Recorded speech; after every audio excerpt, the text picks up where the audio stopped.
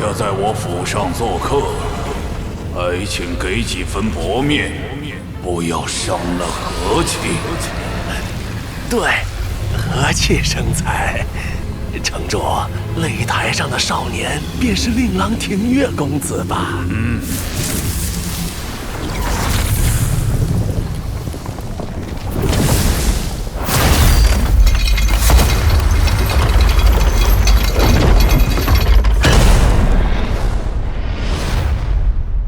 据说城主夫人失踪多年，她从小没娘亲，似乎也是个可怜的少年。城主夫人。我乃堂堂香龙城城主的夫人。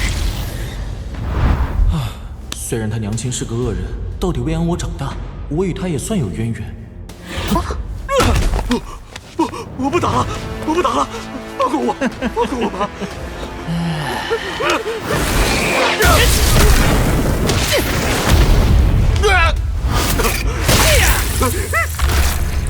他可怜。他疯了，这根本不是比武，是屠杀。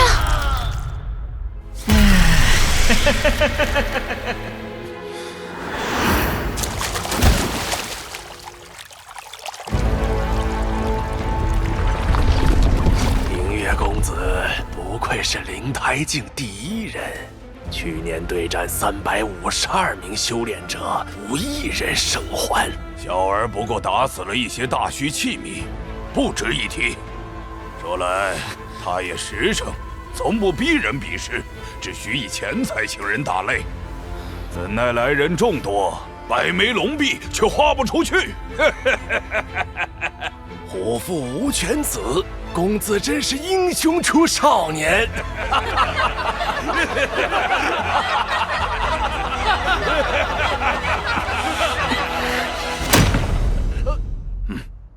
哎呀，多谢城主款待，饭菜很香，我打包一些回去给婆婆和夏爷爷吃，浪费可耻。孝顺的好孩子。这一餐要多少钱？来者是客，不收钱。城主不收，但我不能不给啊。100龙币是否够了？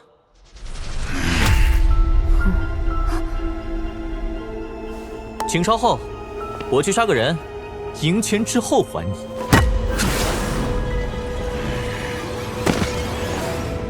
庭月公子，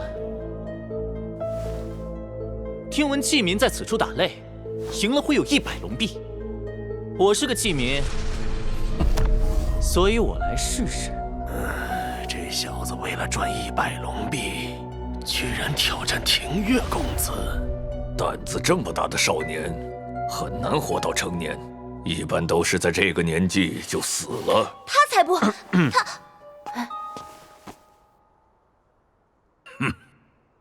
没想到大玉天魔经尚未决定归属，倒遇到这么一出有趣的事情。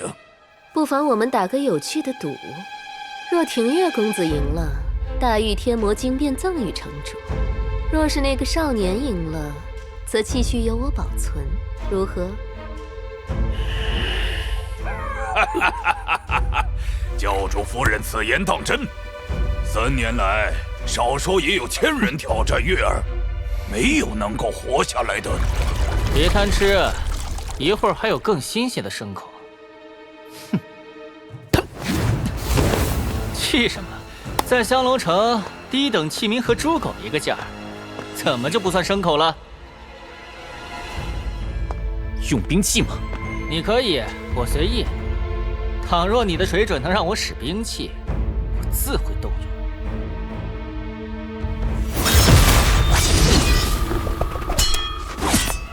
你是学战技的？这是什么破刀？它叫杀猪刀，专杀猪狗不如之人。想激怒我？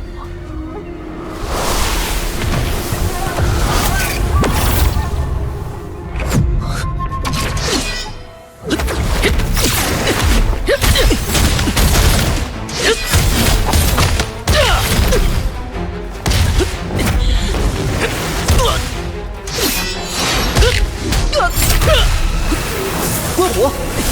杀猪刀法第一式，一战连中锋。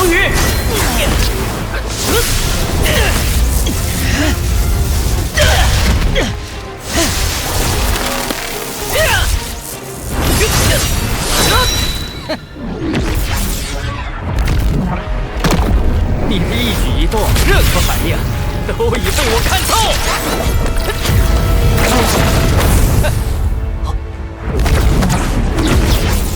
那是城主的8项天神功。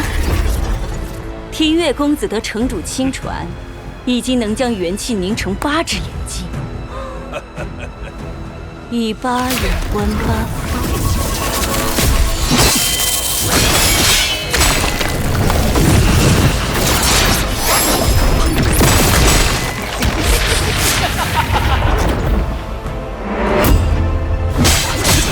看在你勾起我怒火的份上，就不拿你去喂鱼了。我保证会一剑一剑削死你，让你死得比任何一个器皿都凄惨。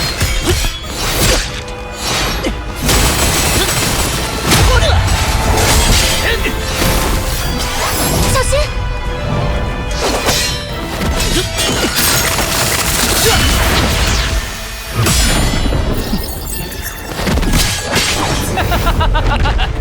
只要我的攻势足够迅猛，哪怕你看得到，也避不开，拦不住。他用的刀法是极端强横的顶级战技，他究竟是何来历？该死的牲口，出刀越来越快，力量也越来越强。城主不会想插手他人打擂，坏了江湖规矩，令人不齿吧？自然。望云的拿刀动作好奇怪。反手持刀是战技流派的必杀战技，将兵刃贴近身体，以便近身与敌人搏杀，使出致命一击。他是天刀的传人，他的必杀招会有怎样的威力？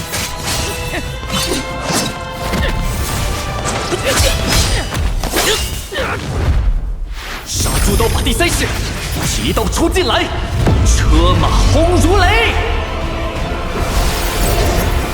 身负皇宫，手挽金王桃，竟然是这招！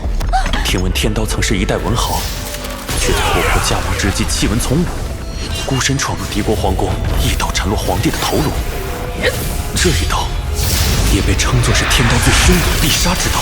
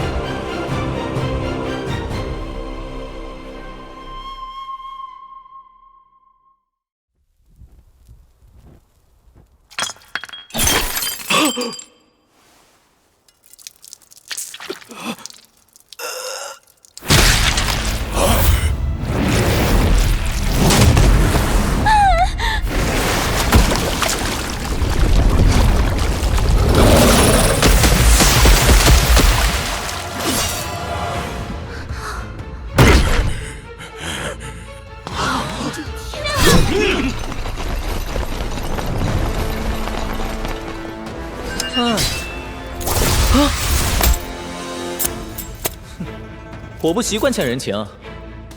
我们大虚器民虽然穷了点，但还是有些骨气的。这里是100龙币，我的饭钱。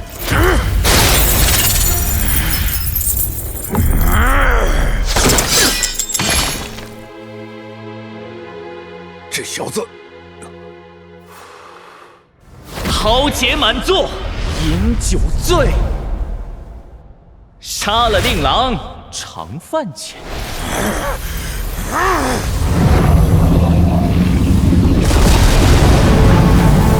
痛快！把他拦下！这是那天神头盗走我观音时施展的推法。他得到神头真传，显然没有人可以留住他。看来这个赌是我赢了。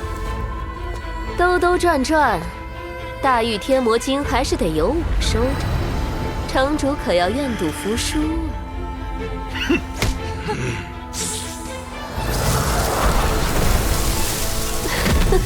告辞。留下魔点，休要走！带兵跟上那小子，使他杀了。锦娘姐姐，哲人引开伏兵，送放牛的出城。齐殿下，不可为那少年与城主生气，打乱延康驻军计划。国师与副帅的大军，明日就要到达香龙城了，我们必须稳住城主。天生那家新酒馆不错，去尝尝。走啊！我还是闯祸了，没有忍住杀心，要尽快告诉婆婆和虾爷爷，提防城主报复才行。有人跟踪，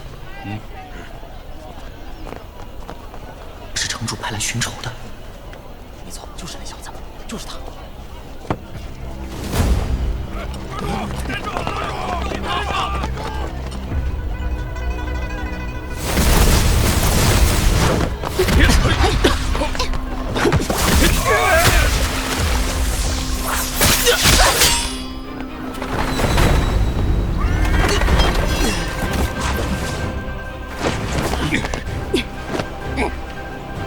城主转眼便走出丧子之痛。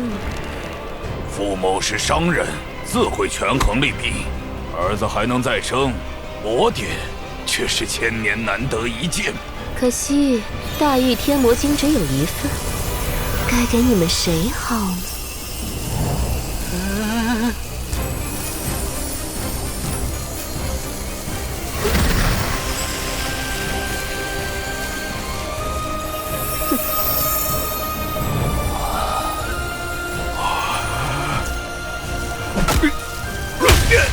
魔典是我的。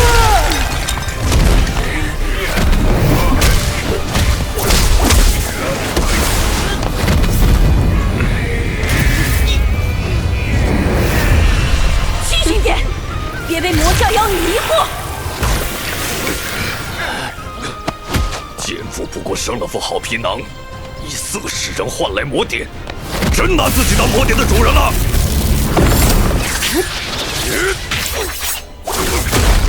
阿杂之物，区皮囊都看不破，还妄想染指大玉天魔经。大玉天魔经竟能如此变幻，原来它不仅是记载成神功法的魔典，更是一件千变万化的法器。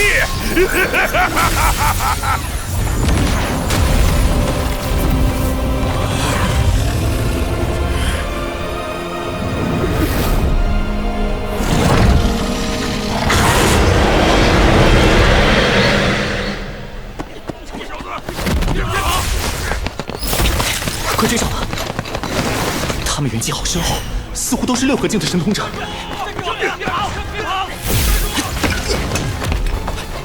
在那儿呢！不好，是死路！参见少教主。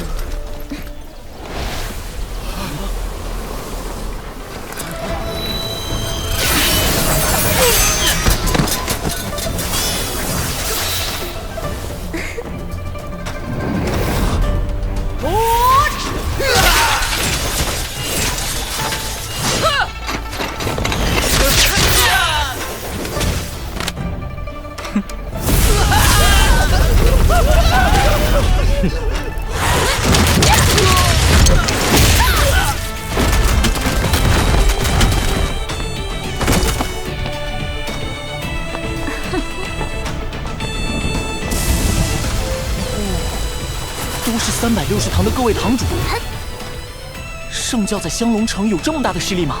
当然，大半个香龙城都是少教主的产业。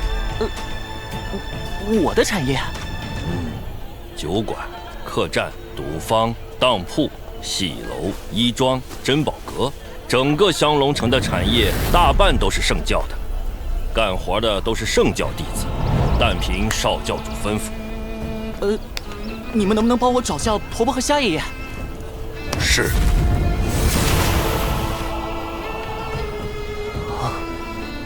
天上发生了什么？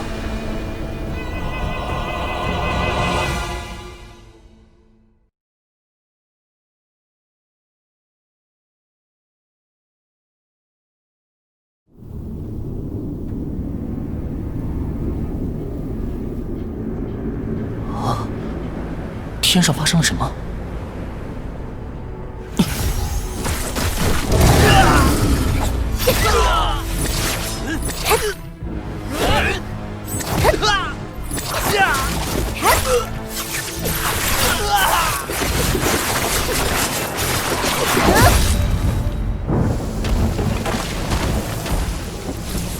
他们这么多人在围攻教主夫人，为了争夺大玉天魔镜。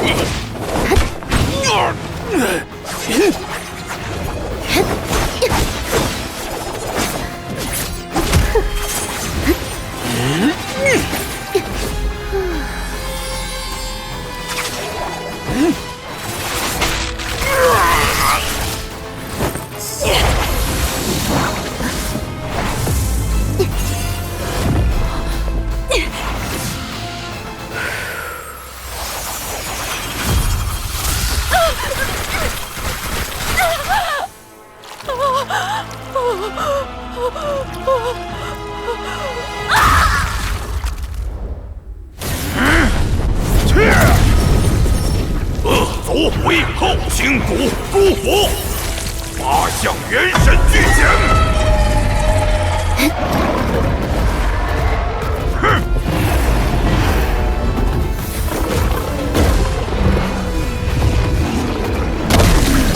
八项天神功的确了不起，但只是了不起而已，远不配称作神功。现在想来，他的语气、眼神也和婆婆很相似。孝顺的好孩子，该不会他是婆婆扮的吧？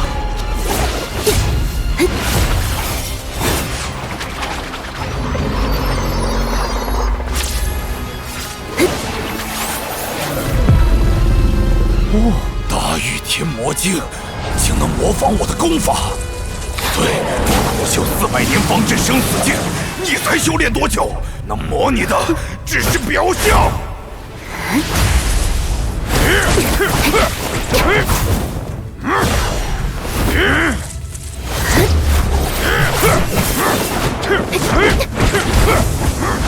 怎么可能？连神通也一模一样！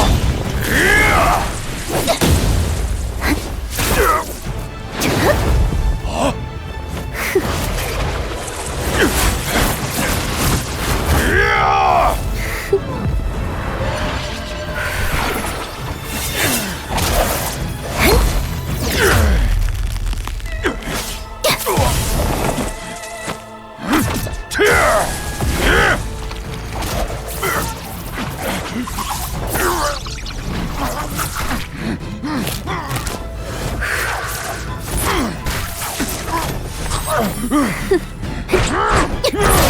令郎的死让我有了暗算你的机会，你当时便被我的针法所伤。倘若你安分养生，或可逃过一劫。心太贪。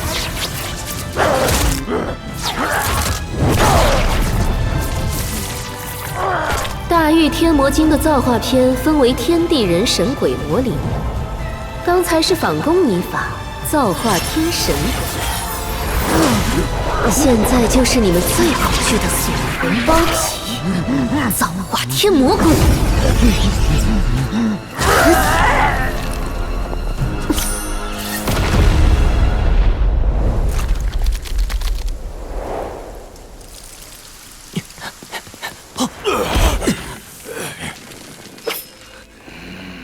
城主。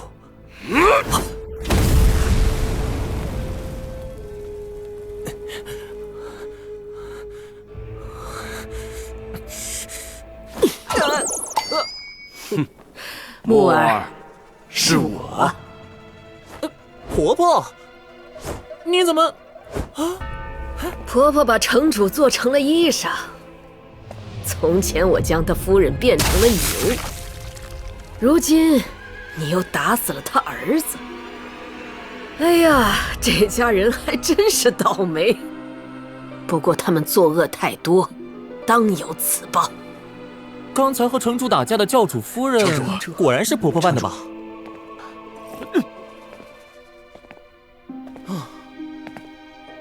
我明白了，婆婆先以魔点为由，引出香龙城的各方势力，再赴宴探听消息，找准机会，一举拿下城主。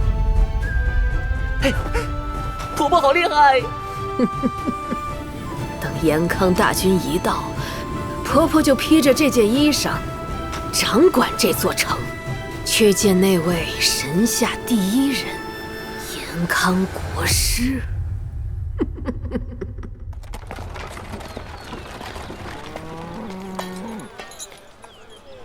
这边啊，夏爷爷，你去做什么了？怎么这么狼狈？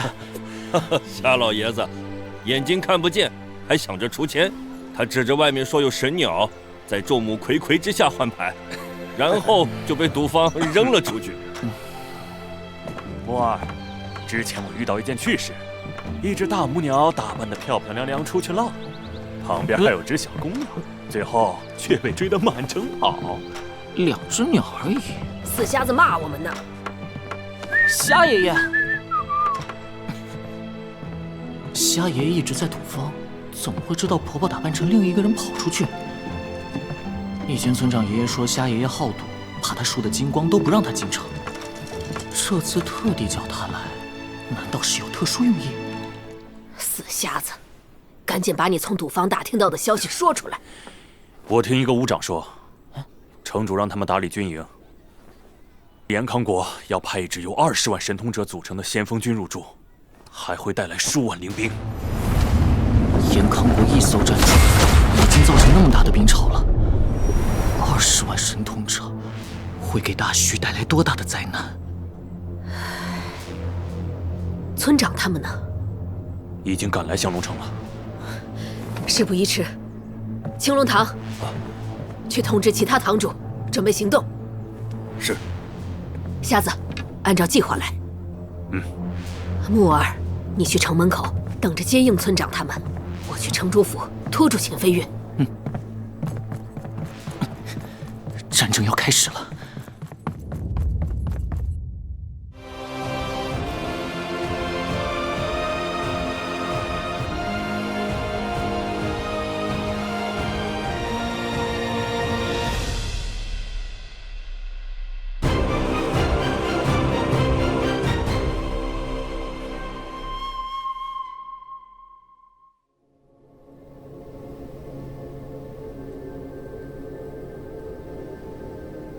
神霄天眼，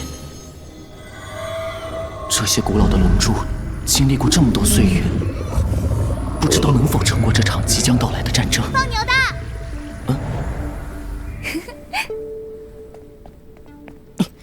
你在上面做什么？看香龙城的星星呀，和延康的一点儿也不一样。你不来看看？你杀了城主的儿子，为什么不躲起来？还守在城门边，不怕城主把你抓走？延康国的大军快来了，我要在这里抵挡他们。归顺延康不好吗？我来到大虚，就好像见到以前的延康国一样。以前的延康？那时延康刚建国，依照神谕，归属于宗派长生门管辖。然而长生门仗着神谕，欺压奴役百姓，令百姓过得凄苦无比，甚至一子而食，神世九空。延康人拼死与长生门打了600年的仗，直到200年前国师变法，才彻底除掉长生门。延康国师，我知道他，顾离暖也提起过。延康国师召集天下剑客，共创新式剑法。哎，他那么厉害，为什么想来大虚？变法艰难，延康至今仍被100余宗派围攻。我们的神通道法稍有落后，就会功亏一篑。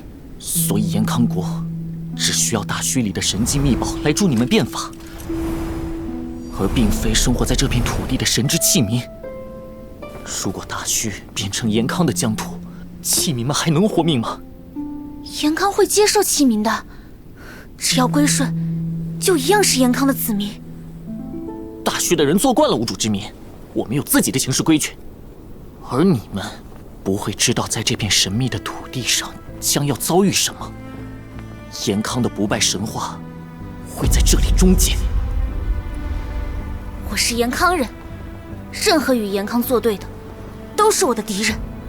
我是器民，不可能背叛大墟。战场上，我如果遇到你的话，绝不会留情。我也是。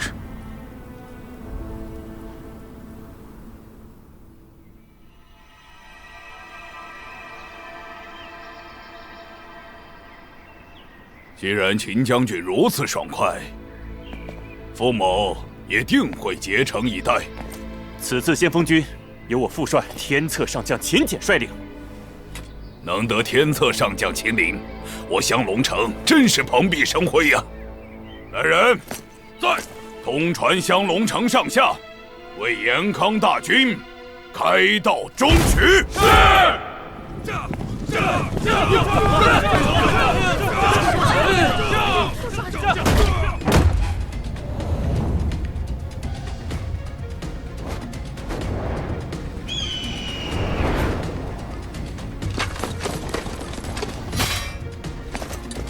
开好！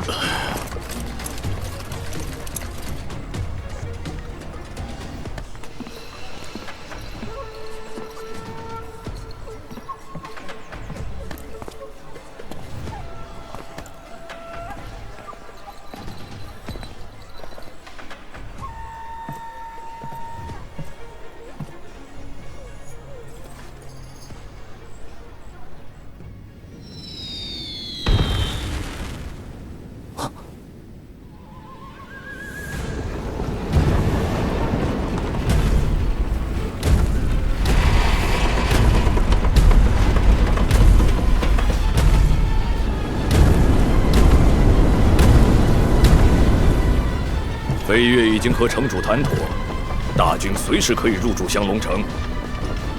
无父无犬子，有天策上将和小秦将军里应外合，降龙城早已是我延康囊中之物。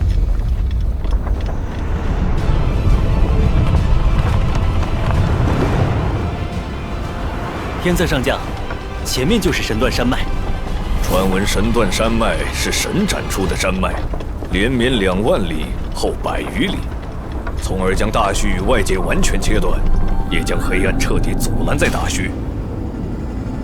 一旦跨过这条山脉，进入大墟地界，大军就会直面黑暗。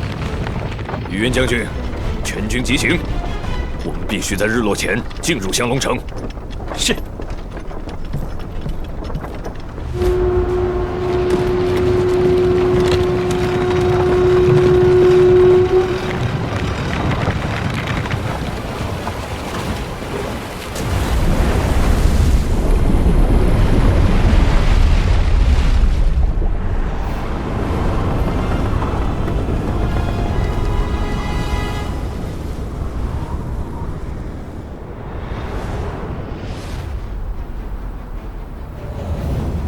这些都是延康国的军队，爷爷们，你们怎么还不来啊？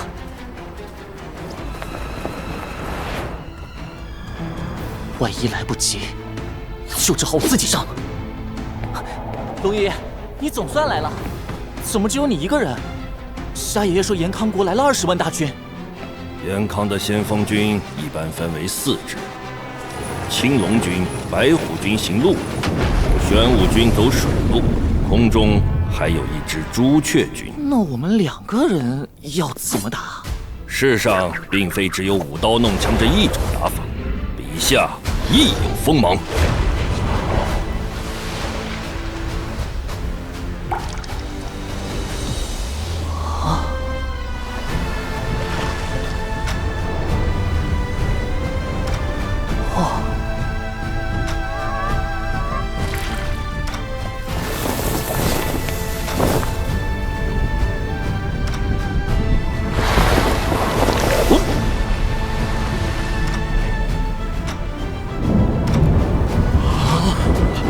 这怎么了？哦！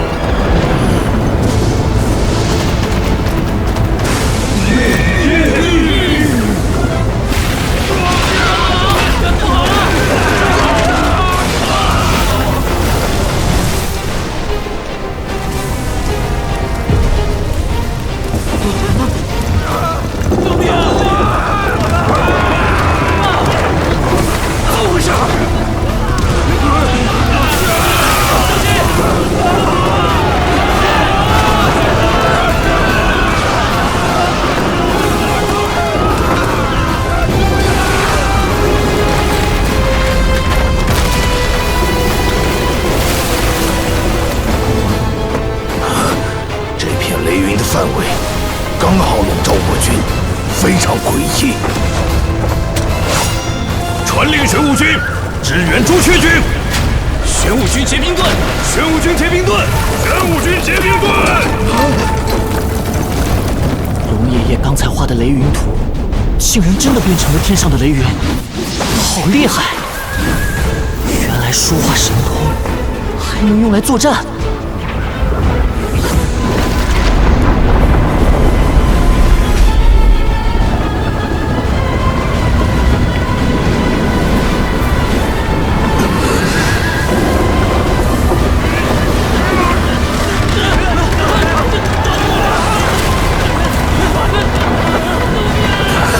上将，前方转至，要赶紧撤离风口。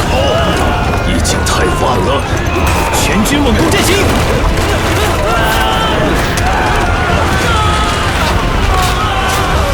玄武军的兵盾挡不住！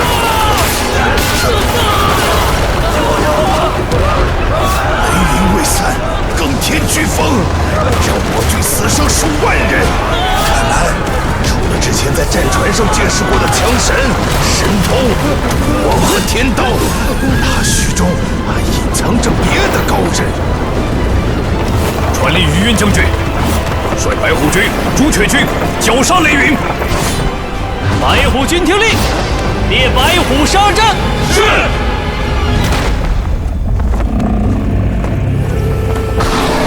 朱雀军听令，列阳火阵。是。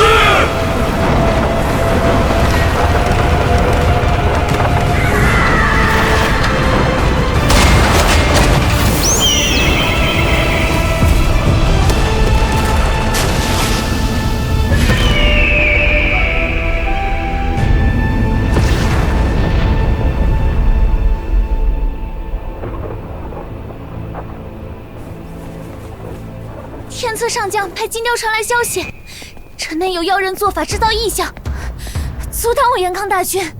城主，你早前不是说已经处理好一切，连府内闹事的天魔教教主夫人和大虚神通者都解决掉了吗？难道你在糊弄我？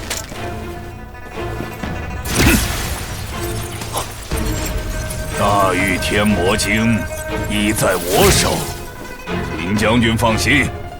传令下去，是将所有人给我赶到城中心的庙宇，我倒要看看谁敢在我眼皮底下作祟。我与你同去。作乱的妖人不识时务，捉到了他凌迟处死。届时还请秦将军在国师面前多多美言几句。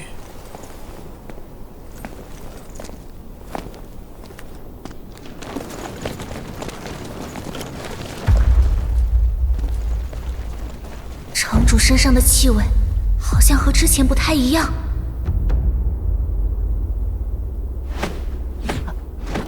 屠爷爷，你也来了。延康国师都要来，我怎能不来？我们的第二步计划，正式开始。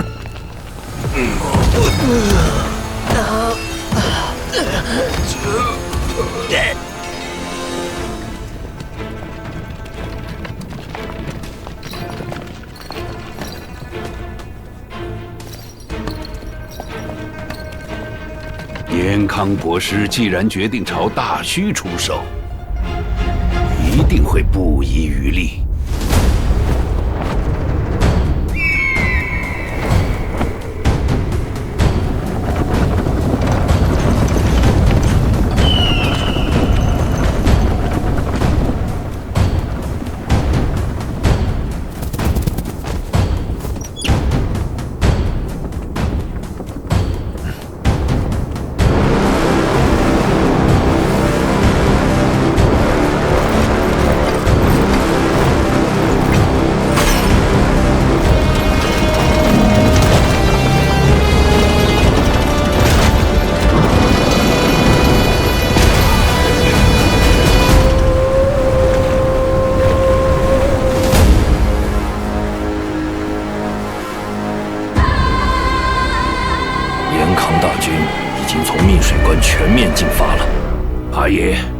哑巴瘸子入城去，协助瞎子药师尽快将百姓转移到庙宇医济。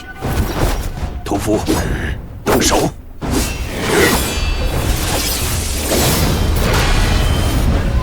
兔爷爷，你在做什么？快下神通，等黑暗降临，严康大军入城，我便激发我的斗意，炸毁龙柱。还可以这样？龙柱是天龙星宫遗迹的一部分。将黑暗抵御在城外，一旦龙柱损毁，城楼倒塌，严康大军会被黑暗瞬间吞噬。而庙宇周围有星宿石，可护百姓周全。聪明，这就是我们的第2步计划。关键还得看聋子怎么拖住他们。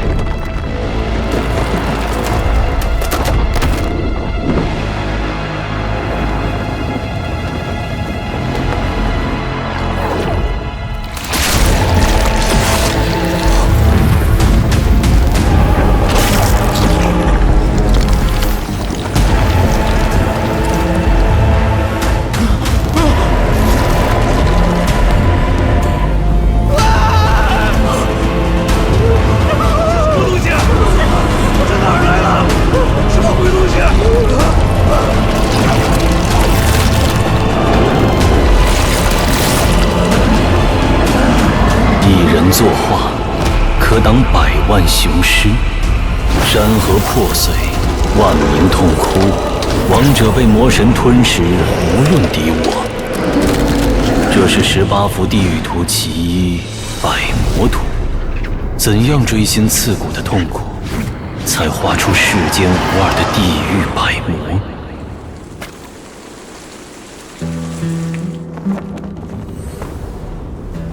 当年的天屠国太子，风华绝代，精彩绝艳，是天屠国第1美男子，也是资质第1的人，却只醉心书画，曾言自己2耳不闻天下事，一心只读圣贤书。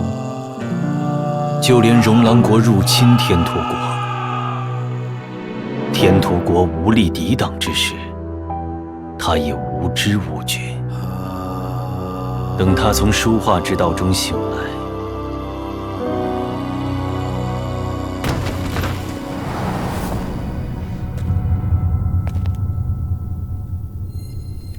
国都已破，荣狼国正大肆屠杀百姓，战马踩踏着他妻女的尸骨，宫门上挂着皇后的头颅，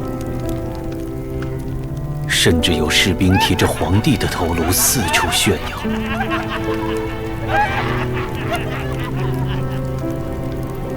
天突国太子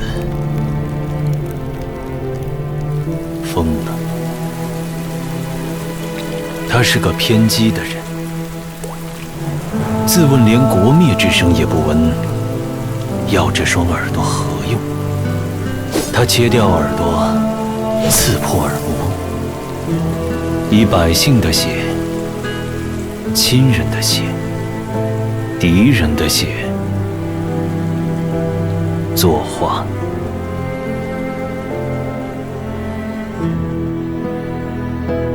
画出18幅地狱图，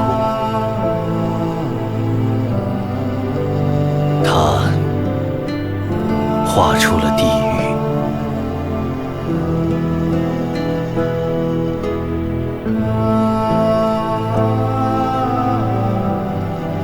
天突国国都从此化为地狱深渊，荣狼国100万大军尽数跌入，化为地狱的一部分。那一役后，天突国和荣狼国都亡了。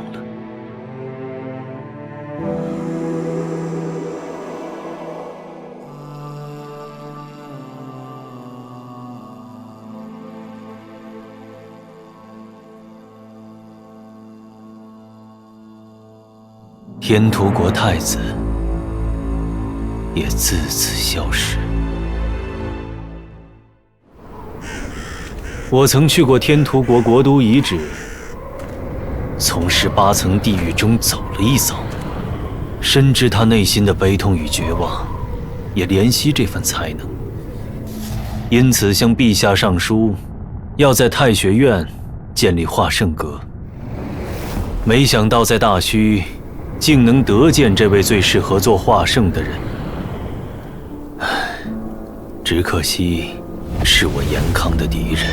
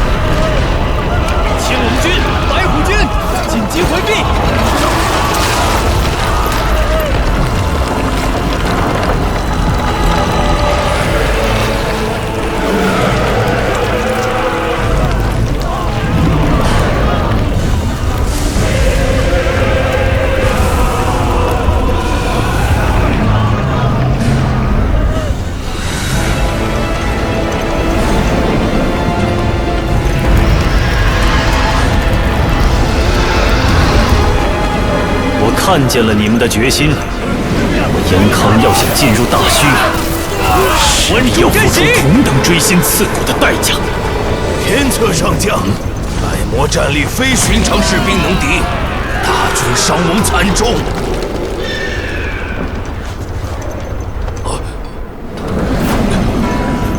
全军听令，结4项战阵。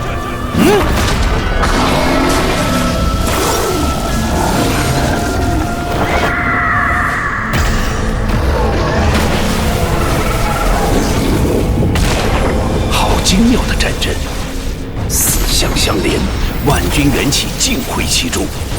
领军之人是神桥境高手，以他之能，再集万军之力。天策上将以战阵闻名于世，所持天策剑在16口1品配件中排行第1，可将我所创4项战阵的威力发挥到极致。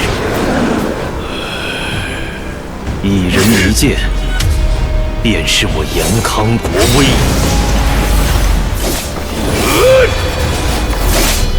剑当百魔！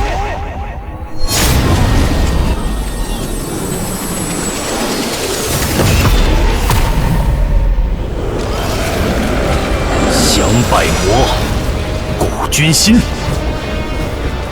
大虚可破。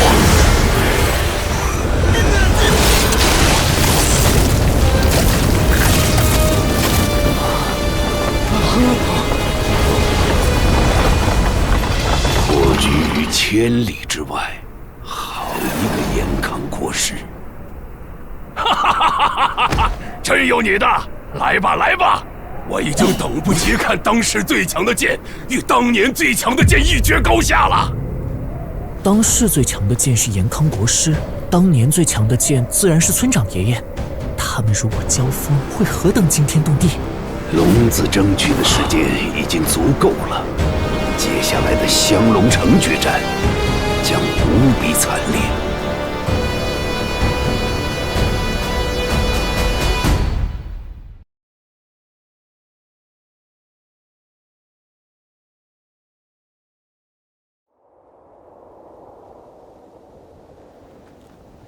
捷报，国师英明，百魔图已破。太子少保，辛苦你赶来汇报战况。为延康，为国师效劳，乃下官本职己任。只恨下官被困大虚200载，尚无力参战。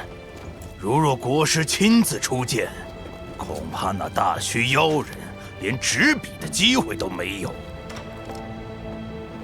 惭愧，我的剑法启蒙正是来自他的一幅画。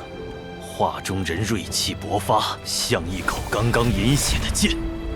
我从中看到剑法的极致，苦研100年，仍不知是否达到了画中人的境界。画中人是谁？难道也藏在大虚中？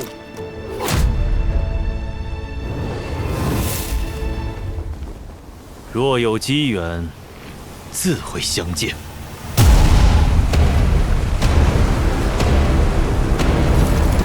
传我军令，乘胜追击，加急行军。命密水关都尉率30万密水军即刻出发，紧随先锋军，务必在天黑前进入大虚。副帅剑破妖法，先锋军行进顺利。城主，你说会抓住那做法的妖人，妖人何在？秦将军恕罪，我即刻加派人手，严密排查。国师已加派30万密水军，今晚必须一同入驻香龙城。我不希望再有任何变故。我香龙城上下必定全力配合。延康国师竟然又派出了30万大军。村长交代我前赴秦飞月身边，以获取延康情报，果然高明。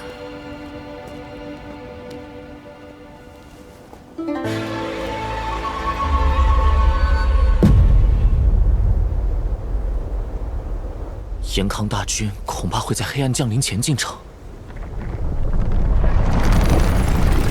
百姓都安全了吗？我们怎么办？战！天黑之前，谁也别想从这儿过去！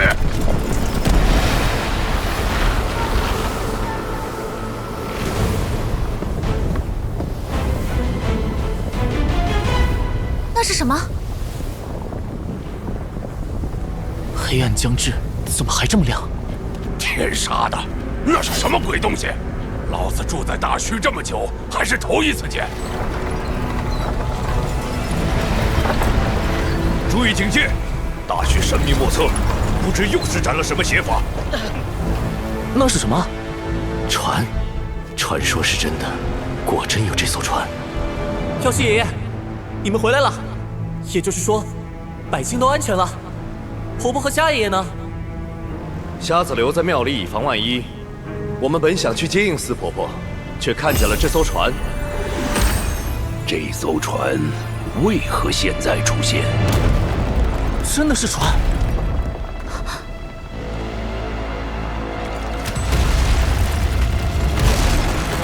这不会是严康人造出来攻打大虚的吧？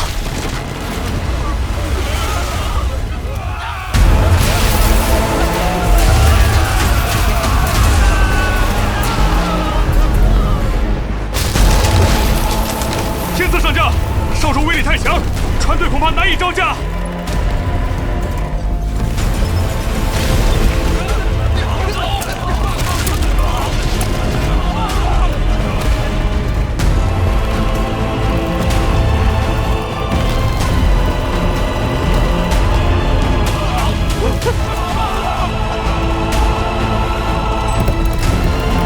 一艘被巨人背着的船。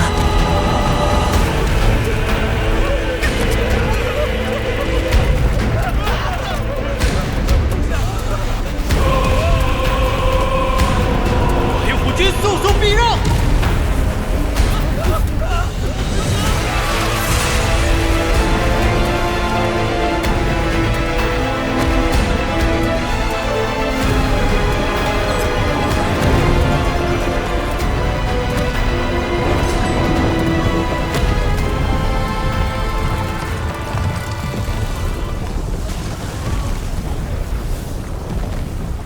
这艘船竟然在驱赶严康军队，保护大虚。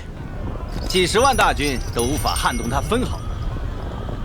太阳船，这一定就是太阳船。木儿，你怎么知道？在真阳宫壁画上见过。相传太阳船长着24条腿，如今亲眼所见，原来是由12名巨人扛着船体，拖着太阳跨山越海。太阳，那个大黑球就是太阳吗？它怎么是黑色的？难道熄灭了？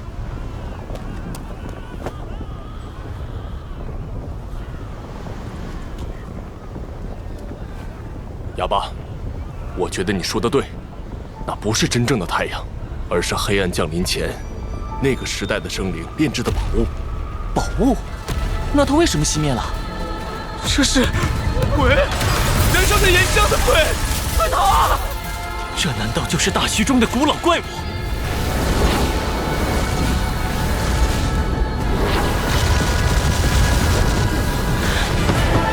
青龙军，白虎军听令，攻击船体！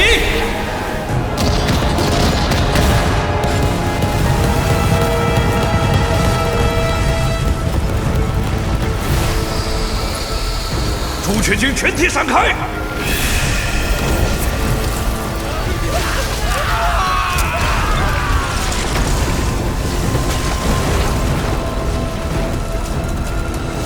天策上将，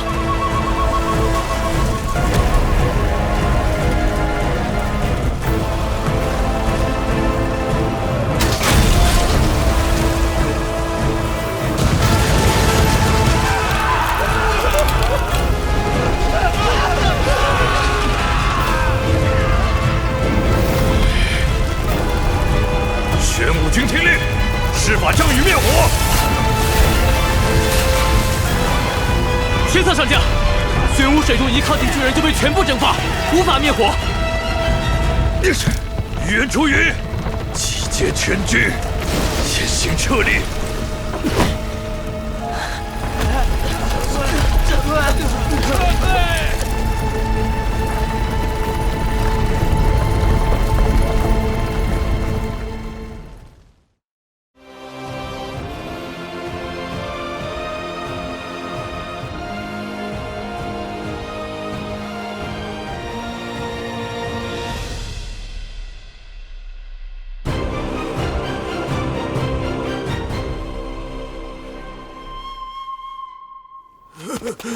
哪怕是熄灭的太阳，我严康大军与这庞然大物碰撞，犹如螳臂当车。黑暗降临前的生灵创造的太阳船，的确非同凡响。如果这轮太阳重新点燃，将会是何等壮观的景象！神的气息，这艘太阳船上竟然还有活着的天神。船上好像有人，一个好大的巨人。小相传太阳船上住着一群放牧太阳的神族，他们叫牧日者。他们之中驾驭太阳船的神叫做太阳手。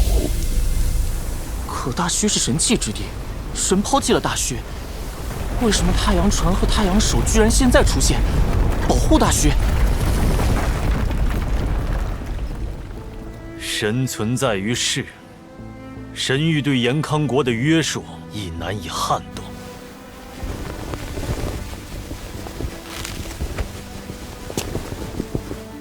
传令，退兵，50年内不再踏足大虚。国师，这只是暂时的。太阳船不可能永远保护大虚，天神会死，牧日者也早已没落。50年后，我延康国应该有一统大虚的伟力。现在不宜应朋友。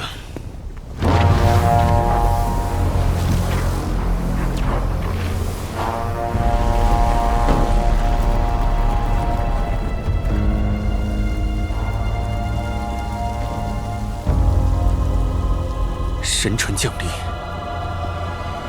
国师鸣金收兵。齐殿下，我们的计划失败了。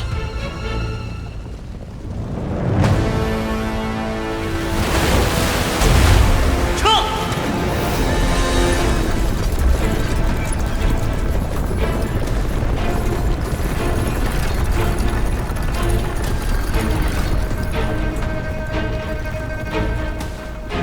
延康国师知难而退，屠夫，把你的刀役收走。我们为了这一战准备已久，延康国师却被太阳手吓退，没能见识2代最强之间的对战，真是一大遗憾。不如上船跟神干一架。又疯了！你连这半截的身子也不想要了？走吧。去接应司婆婆和瞎子，伺机撤退。到底是怎样的时代，能够制造出如此庞大的一艘船，在黑暗降临前拉着燃烧的太阳，在大虚的土地上穿行？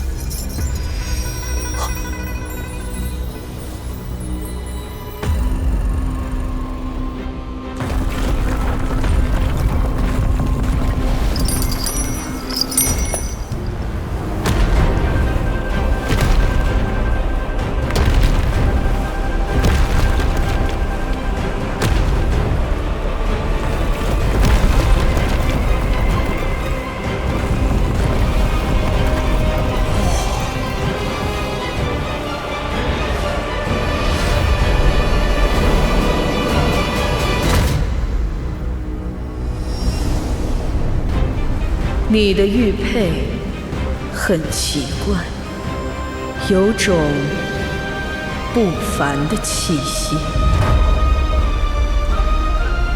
这神器如此高大，他就是太阳手。太阳手前辈认得这块玉佩？前辈，我才不是。族长爷爷，能不能让他上船来？带笔将来！带笔将来！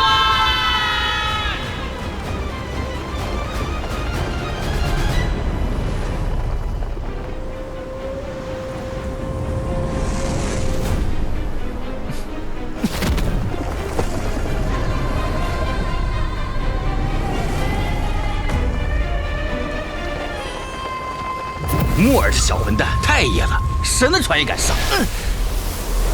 哪里来的神？连残老村的孩子也敢抢！老子杀！对方没有恶意，让木儿去。那艘太阳船上的也不是一尊神。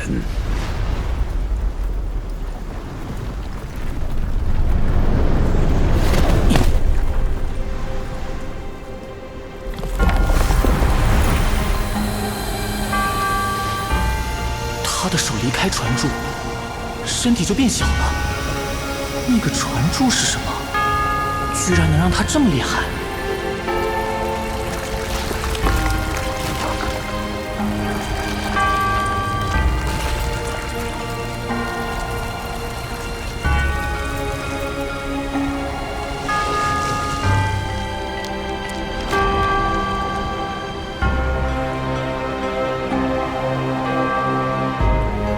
竟然是个小女孩，她看起来似乎很疲惫，怎么回事？她的双腿是和船融为一体了吗？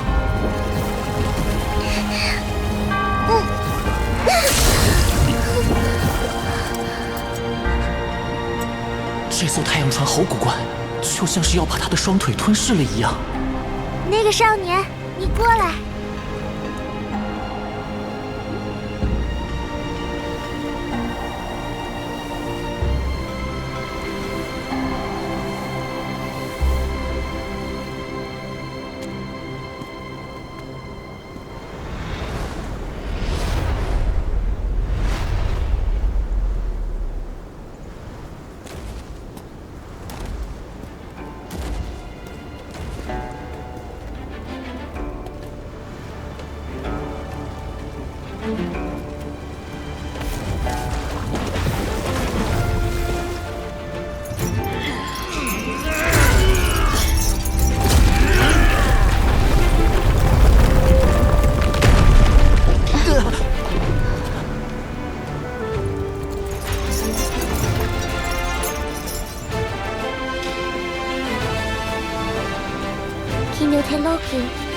来到輕輕經過，配將配馬配山盡，像係無於量嘅頭疼。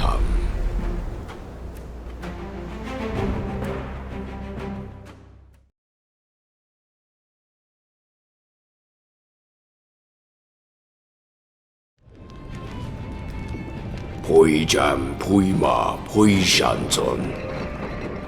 像係無於量嘅頭疼。你们说的是神语？你们是神吗？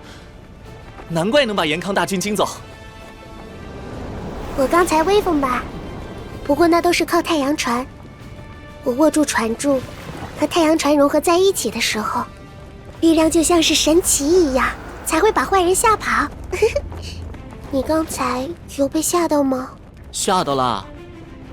只怕连延康国师也想不到，驾驶太阳船的不是神，而是一个小女孩。对了，你们刚才看着玉佩在说什么？族长爷爷说，你这块玉佩的烙印，非神、非魔、亦非禅尊，应该来自无忧乡。应该是你父母留下的。或许有一天，你能靠玉佩找到他们。玉佩来自无忧乡，我的父母会在无忧乡吗？无忧乡在哪里？无忧乡极为神秘，只有在黑暗笼罩大虚时才会出现。我们也在找那个地方。你们找无忧乡做什么？据说锻造太阳船的人去了无忧乡，找到无忧乡，就有办法重新点燃太阳。你们的太阳就是那个大黑球吧？我们的太阳熄灭了，所以我驾驶太阳船的时候，船会汲取我的气血，让我越来越瘦小。等到我没有力气的时候，就会被太阳船彻底吃掉。我爹就是这么死的。你的腿这么瘦，是被船吃了？这是驾驶太阳船的代价。我燃烧生命启动它，它把神力借给我。但如果太阳能够点燃，太阳船就会汲取太阳的力量，还会反哺太阳手，我就会变得很强壮。要把太阳点燃，或许只有真正的神才能做到吧。忘了自我介绍了，我叫严晶晶。你叫什么？我叫秦牧，牧就是放牛娃的意思。你是放牛的男娃，我是放太阳的女娃。严晶晶就是很多火，很多太阳。我出生的时候像一轮太阳，娘亲被我身上的火焰烧死了。族长爷爷给我取了这个名字，希望有天我能重燃太阳，用太阳启动太阳船，这样大家就不会死了。你们为什么一定要驾驶太阳船呢？因为我们暮日者被任命为太阳手，就是要驾驶太阳船，放牧太阳。我们要用太阳去和入侵者打，和魔打，和黑暗打。是谁任命你们为太阳手的？神吗？我也不知道，那是很久很久以前的事了。反正到了现在，暮日者里已经没有神了，族里只有我能与太阳船融合，于是我就成了这一代的太阳手。其他暮日者怎么不来和你说话？他们好像很害怕你。可能是我太虚弱了，他们怕伤到我。要不是太阳船吃了我太多气血，我也能长得和他们一样大，能和他们一起玩。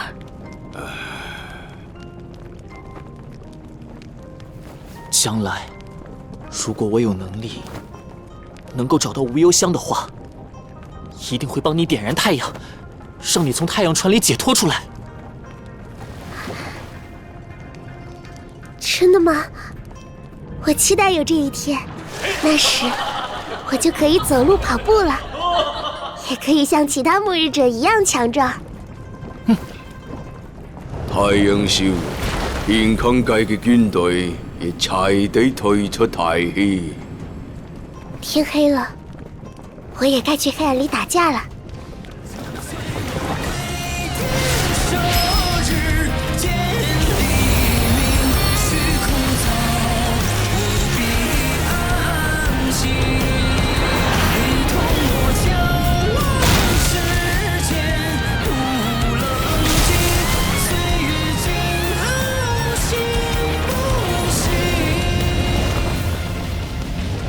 太阳船都是从星宿海离开，然后从太阳井那边出来。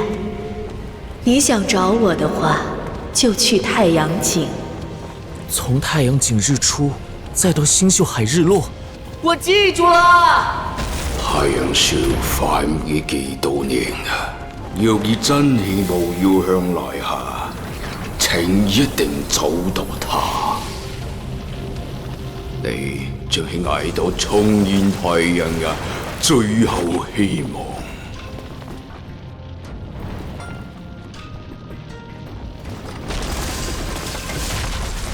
他在说什么？听起来好像很悲伤。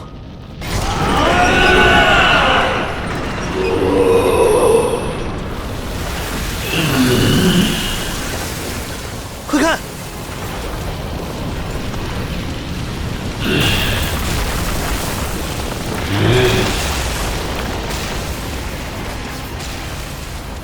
村长爷爷，为什么有的神驾驶太阳船保护大虚，有的神又写下神谕，抛弃大虚呢？人有一心，神也一样。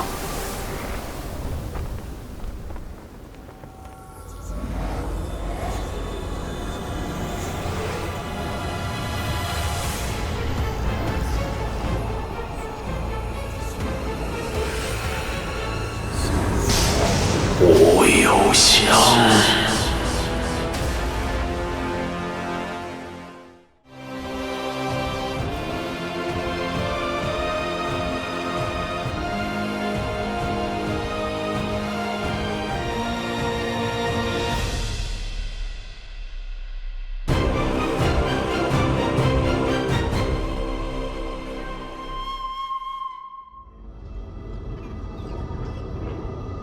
为什么黑暗降临时，无忧香才会出现？无忧香到底在哪里？镇阳宫的壁画上根本没有无忧香，难道必须要走入黑暗中才能找到它吗？可我要怎么才能活着穿过黑暗呢？来找我，找到我。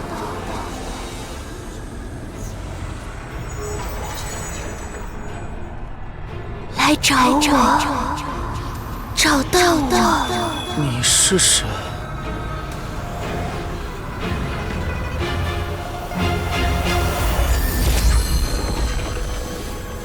木儿，你做什么？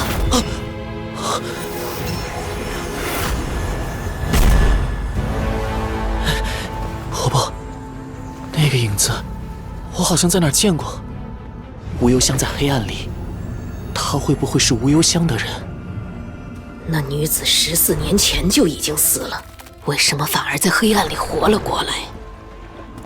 黑暗的事情可以问村长，他去过那里。400年前，我来到大虚，四肢尽废，万念俱灰，想着毕生的抱负都没有了着落，一次又一次想要了结此生，但又偏偏死不得。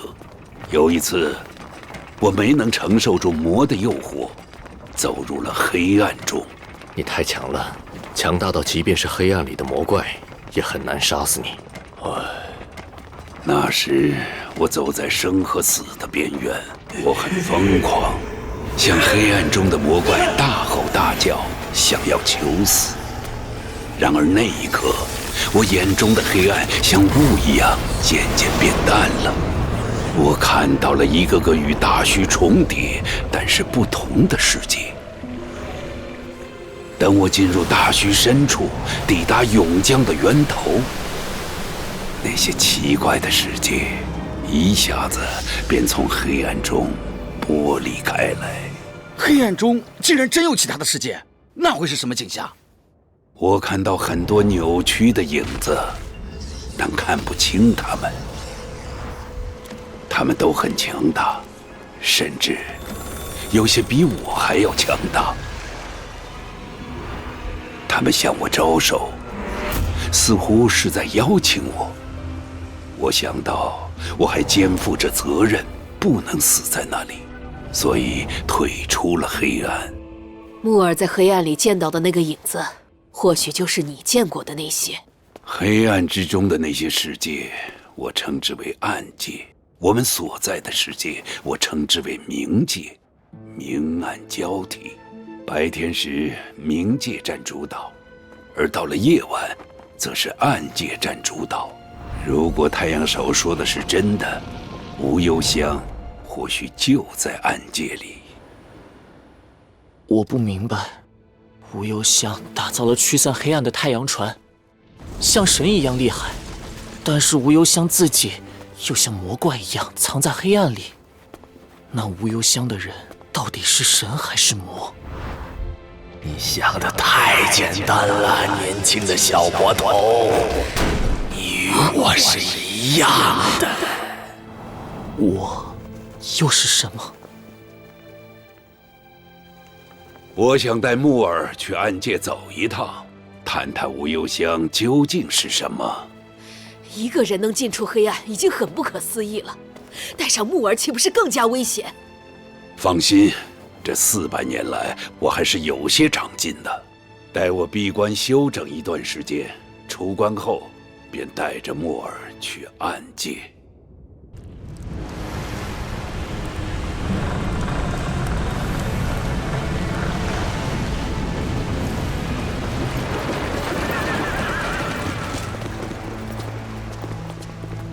国师，出师未捷，那些反对变法的宗派，只怕会更加猖狂。杀了便是。这些宗派没什么本事，却杀之不尽，只因神域还在，让他们心中有所倚仗。50年为期，我严康必非神域。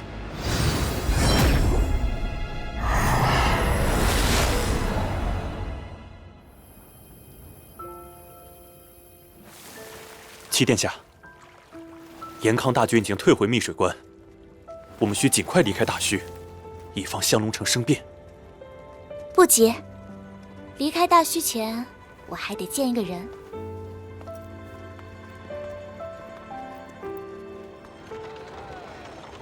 大虚不是久留之地，你待在大虚，只能看到世界偏僻荒凉的一角，看不到外面天地之广阔。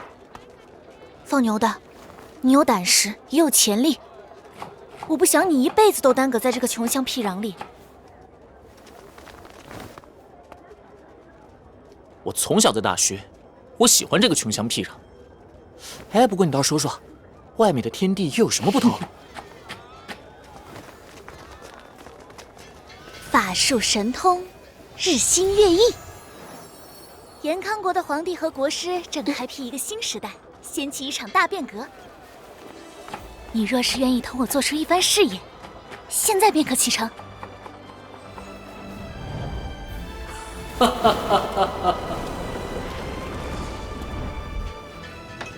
延康国我一定会去，到时候便去找你。你不跟我一起走？我家规矩大，必须要通过长辈们的考验才算成年，才能离开家门。我家有9个长辈，要通过9关，但我至今1关未过。而且我还必须要进入暗界，找到无忧香。那我就在京城等你。我之前便觉得你身上很香，很熟悉，原来和我这香囊用的是同一种布料。这是用天香丝织就的，献给皇室的贡品，怎么就成你的了？嘿嘿，瘸爷爷说过，凭本事到手的，当然就是我的。你气鼓鼓的，脸显得更肥了。算了，我很大方的，香囊就送给你这放牛的了。不过，你不回送我些什么吗？香囊是你的？这不是瘸爷爷从肥妻那儿？难道你……我就是那个肥妻公子啊！你好好说，我胖吗？你在脸两旁梳着头发，是显得瘦一些，不过拨开头发还是胖墩墩的。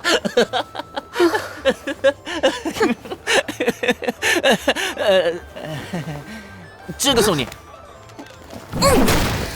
送女孩锤子。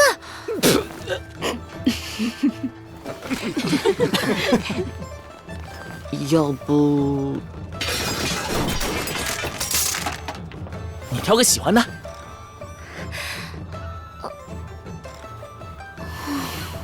算了，还是锤子吧。七殿下，可以出发了。殿下，你是延康国皇帝的女儿？放牛的，咱们京城再会。驾！